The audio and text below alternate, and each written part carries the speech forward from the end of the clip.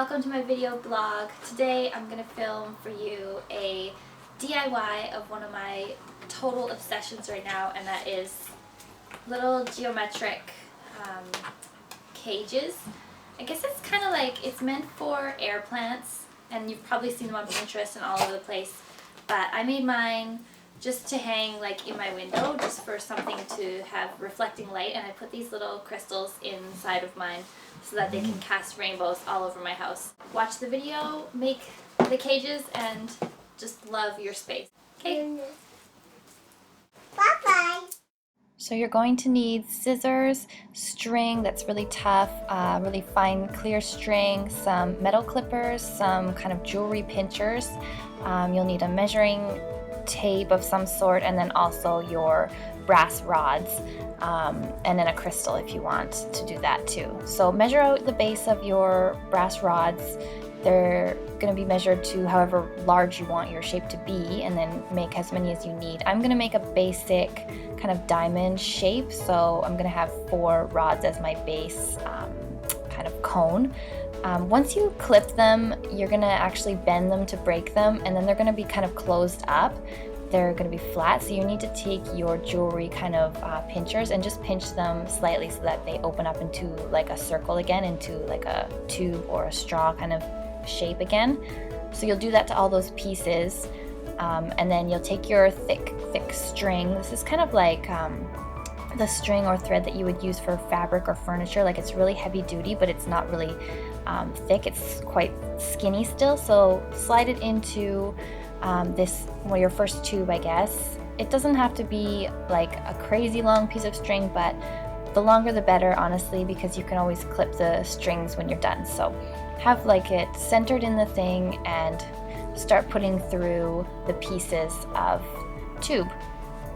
You'll just thread it through really carefully. It might take a little while, but just be slow and steady and it'll thread through.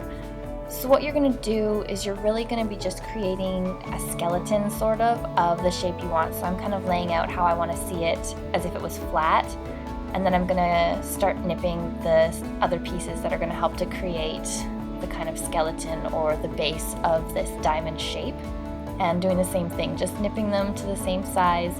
Because it's kind of a geometrical shape, you really want to make sure that everything is measured out pretty much equally, or at least balanced. Otherwise it's going to be hard to tie everything together afterwards. So you can see I've kind of used that same one string and I've threaded through 3 different pieces now, and this is going to be the 4th piece that I've threaded through, just kind of maintaining that pie kind of slice shape that I just laid out on the ground there. So I'm going to tie up the first 3 pieces, and this is really simple. All you do is just tie a nice simple knot. I had a hard time tying the first knot because I was trying to keep my hands open so I could show you guys what's going on, but just tie like a normal like a shoelace kind of double knot, and just make sure it's nice and tight so that those rods don't slide around inside that string. Perfect. And then you're going to take your next kind of in-between piece, and you're just going to start building that skeleton and putting it together. It's pretty basic from here. Every time you attach a piece, you just tie it to that kind of connecting piece, and just do another double knot and start making that kind of pie-shaped skeleton come to life. Keep adding your tubes, and yeah, it's really kind of a slow and steady process, you guys, and you can kind of make it up as you go.